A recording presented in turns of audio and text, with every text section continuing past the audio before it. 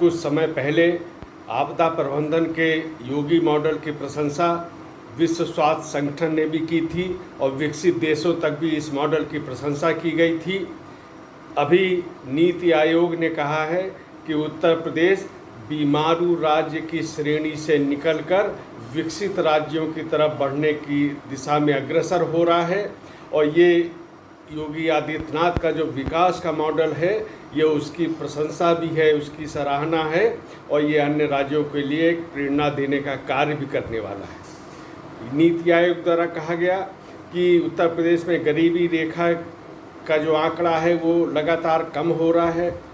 38% से लेकर और विगत 6 वर्षों के शुरुआती प्रयासों के दौरान ही योगी आदित्यनाथ ने इसको 22% पे ला दिया था और केवल विगत 2 वर्षों में प्रयास इतने तेज हुए कि अब जो गरीबी रेखा की दर है वो करीब 11% रह गई है और ये उम्मीद की जानी चाहिए कि जिस प्रकार से वो शासन का संचालन कर रहे हैं उससे गरीबी का निवारण भी उत्तर प्रदेश में होगा और गरीबी हटाओ का जो नारा दशकों पहले दिया गया था उसको उत्तर प्रदेश में सार्थक करने का काम योगी आदित्यनाथ के शासन के दौरान होगा। और पिछले दौरान हम सब ने देखा भी है कि किस प्रकार से यहाँ पे निवेश का माहौल बनाया गया। इन्वेस्टर समिट नेशनल से लेकर ग्लोबल तक हुई, अभूतपूर्व थी।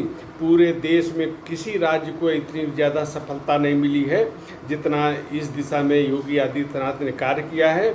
और इसके अलावा जो उद्योग के लिए जो विकसित प्रदेश बनने के लिए जो सारी आवश्यकताएं होती हैं, सड़क की मार्ग हो, सिंगल विंडो सिस्टम हो, कनेक्टिविटी हो, एयरपोर्ट की हो, वायु मार्ग हो, जल मार्ग हो, इन सब से उद्योग का विकास हो रहा है। एक जिला एक उत्पाद योजना भी इसमें शामिल है। तो अगर नीति आयोग ने जो कहा है वो तथ्यों पर आधारित है और इससे समझ लेना चाहिए कि उत्तर प्रदेश विकसित राज्य जल्दी ही बनेगा। दूसरी, योगी आदित्यनाथ ने पूरे के पूरे सरकारी चयन की जो नियुक्ति प्रक्रिया है उसको पारदर्शी बनाने में बड़ी सफलता अर्जित की है। यही कारण है कि आज मुख्यमंत्री पूरे आत्मविश्वास के साथ और नैतिक बल के साथ नियुक्तियां पत्र वितरित करते हैं और उन्होंने कल भी यहाँ लोक भवन में नियुक्ति पत्र वितरित किए। स्वास्थ्य विभाग से संबंधित थे, ब्रजेश पाठक भी वहाँ उपस्थित थे। योगी आदित्यनाथ ने जो आत्मविश्वास से कह सकते हैं, जो पारदर्शी व्यवस्था बनाई है उसके आधार पर कह सकते हैं कि विगत 6 वर्षों में नियुक्तियों को पारदर्शी ढंग से बनाया गया है, किसी के साथ भेदभाव नहीं है। चयन करने वाले जितने भी बोर्ड हैं उनको तकनीकी माध्यम से वैसे जोड़ा गया है, कोई उनके कार्य प्रणाली पे उंगली नहीं उठा सकता है।